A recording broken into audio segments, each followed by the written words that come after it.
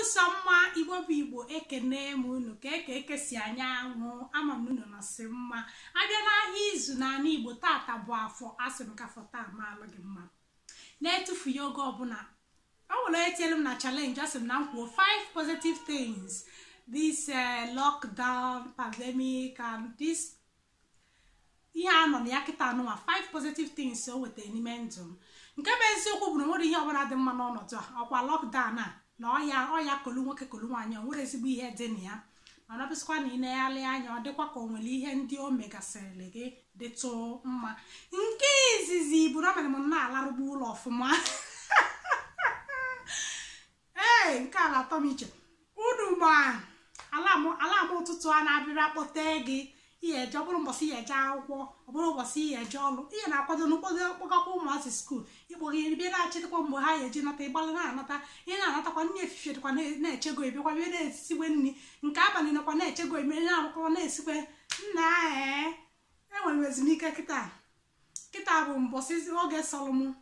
nlarụ oge sọlụmụ nteta ọsọ m nsi na palọ mpụta nsi na bed mpụta dine na palọ nsi na palọ mbaa n'ime kichin dine nsi ebe a di m gwọrọ ka dakpọ m edi mụ na enwe ike nlọcha na mụ na nye na mmadụ na ọgbara na m alarụwagoli nya bụ ọnọdụ a butere m ezigbote ezumike nyegodo ndụ m ezumike ọ chọrọ ndani anụnwa orika. Nke ịbụọ bụ na ọ bịara mee m ntinye uchu n'ihe m na-eme ọ bụrụkwa na m etinye buru uchu nọ na m enwere ohere mana kịta nweziri ohere nweziri ihe mma bịbịa sị na nya bụ ihe mere eji wepụkọ nwa nnụnụ nne enwe efe kịta enwezi m ohere tinye uchu n'ihe m na-eme nwee fụkwanụ na onwerụkwana ihe dịka kọmitment itinye uchu n'ihe ị na-eme ihe ọbụla ị na-eme tinye uchu na ya commit to that thing ihe a ga-enwe isi ọ ga-enwe isi by force ọkwụnụ ma na odumeje si na osinye 2020 a ka ụkwa ọjụ na ọma nyọ wunye aka nwe ihe ọbụla ị na-eme ikomiti etuwiti ọ ga-eyelele by force latin ga-enwe isi by force so ọ bịara m tinye uchu n'ihe m na-eme mbịa fụ na mma igbo amaka tv ma Ngolicious tv ihe ọbụla bịabịa na-adanye ka o kwesịrị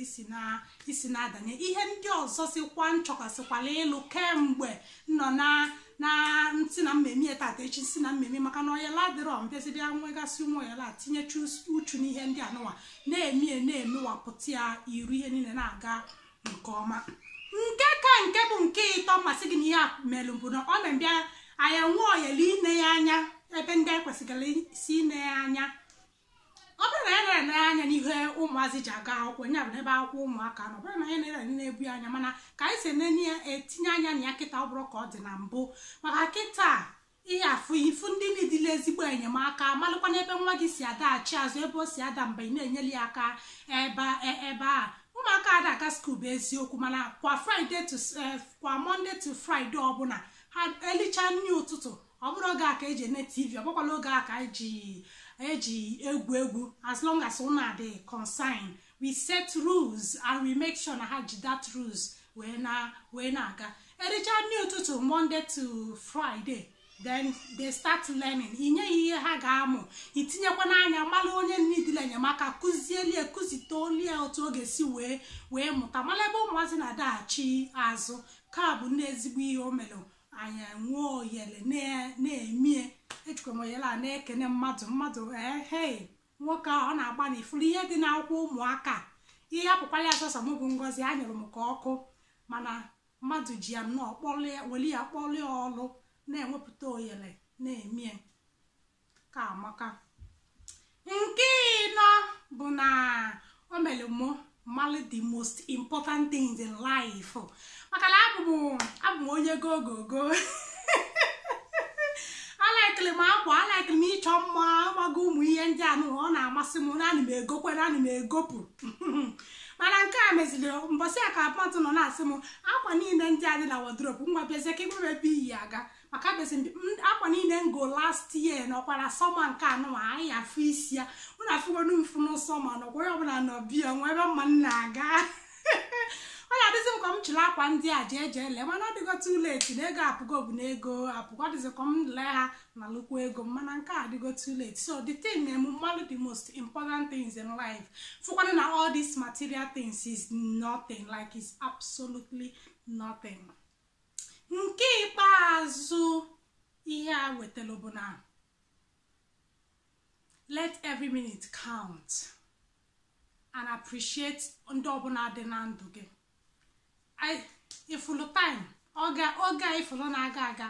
kpak kpak kpak ọ ga-adịrọ n'ụwa. Ya bụ oge ọbụla ị nwetale oyele ọbụla ị nwetale welie na-akpasu mmadụ ibe gị ọṅụ,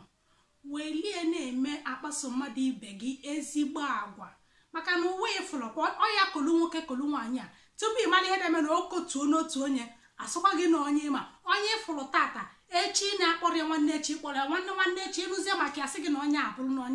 onye nwụrụ anwụ maọbụ asị gị na ọ bụrụ na onye nya bụ ya mere m nnebe ya anya ndị m kwesịrị ịdị na-akpọgasị nna akpọrọ kemgbe mbido jube ese. Understand the importance of loved ones, friends, families, everybody.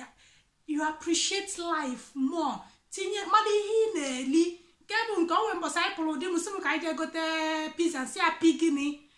agbanyeghịkwana ya bụ pizza na-agụ m, mana ama m na ihe ndị a onwere isi na ọdụ. So ka ị na-etinye anya n'ihe ị na-eli ma na nne gị bụ ndụ gị na ihe ọbụla ị na-eli bụ ndụ gị,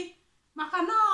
abịabịa akọbasịa ka ọya ndị a na-eme ịfụ na ndị jikọrọ ihe a na-eli maọbụ ndị ọya sitere n'ihe a na-eli mebisichagolo dia sistem bụchakwa ndị ihe niile a na-akwado. ị mara na o nwere ihe dịka na mmadụ nọ inebanye anya ọbọdụ sọsọ niile nebanye anya